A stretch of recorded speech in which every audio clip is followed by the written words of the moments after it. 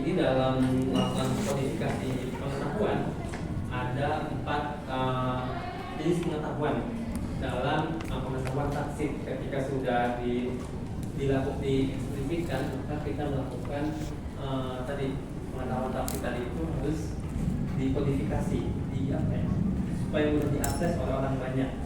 Ada 3 caranya. Yang pertama adalah konsep map. Kita bikin peta konsep atau mind map terhadap konsep-konsep yang telah dijelaskan tadi saya bikin. Nah, ini peta konsep, walaupun sekarang udah nggak jelas ya. Tapi sebelum saya masuk pasti ada yang dijelasin gitu.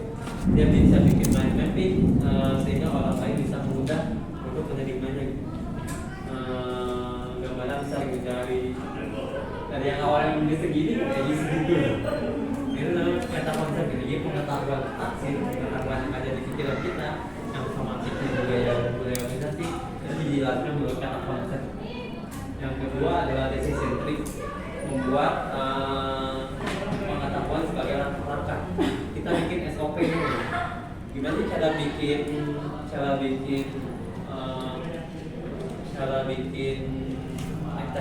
meningkatkan penjualan? Maka kita bikin yang ini mulai, yang paling penting selesai. Kita bikin SOP-nya. Ini mulai, kalau mulai maka kita harus proses apa? Kalau misalkan tidak berhasil, kalau berhasil kita harus ngapain? Kalau berhasil kita harus ngapain? Sampai kita ketemu yang namanya tahap penyelesaian. Jadi kita bikin tahapannya gitu. Kalau misalkan tidak berhasil, ternyata kita harus balik lagi ke awal. Kalau berhasil, kita bisa lanjutkan lagi ke tahap selanjutnya.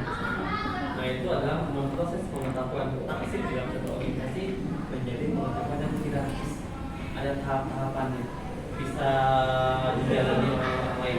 Bagaimana cara masak yang enak tuh seperti apa sih? Harus minyak dulu, goreng bawang-bawangan, kemudian kita masukin yang kondimen utamanya, baru bumbu gitu. Tapi kalau misalkan dibalik, kondimennya dulu, minyaknya belakangan, nanti bakal gosong. Jadi pengetahuan taksib tadi harus dibikin secara hierarkis, kayak pokoknya dari akar, batang sampai ke daun. Selanjutnya adalah manual taksonomi, di mana pengetahuan taksib biasanya berbentuk panduan atau dokumentasi langkah-langkah praktis yang fokus pada penetapan daripada hubungan konsep. Kalau tadi dia berupa SOP, langkah-langkahnya paling berupa panduan, dia lebih lengkap lagi, bisa menjabarkan step by stepnya lebih rinci lagi, berbentuk panduan. Panduan meningkatkan pemasaran, panduan meningkatkan strategi pemasaran. Itu lebih lengkap lagi, berupa dari fotonya, dan dokumentasinya, bisa dijelaskan kepada orang lain sehingga orang lain punya gambaran melakukan hal tersebut. Itu juga pengetahuan manual taksonomi dibikin secara luas oleh manusia.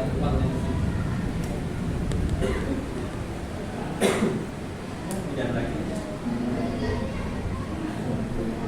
Nah, kesimpulannya ada 4. Pertama adalah capture pengetahuan atau penangkapan pengetahuan adalah upaya melestarikan keahlian yang berdefinisi. Maksudnya keahlian ya orang di dalam organisasi bisa resign, bisa juga meninggal dunia atau pergi dari organisasi tersebut. Nah, maka pengetahuan tadi harus kita tangkap dan capture supaya menjadi memori organisasi dan juga bisa kita manfaatkan lagi, di-reuse oleh kalau ada masalah di kemudian hari di organisasi.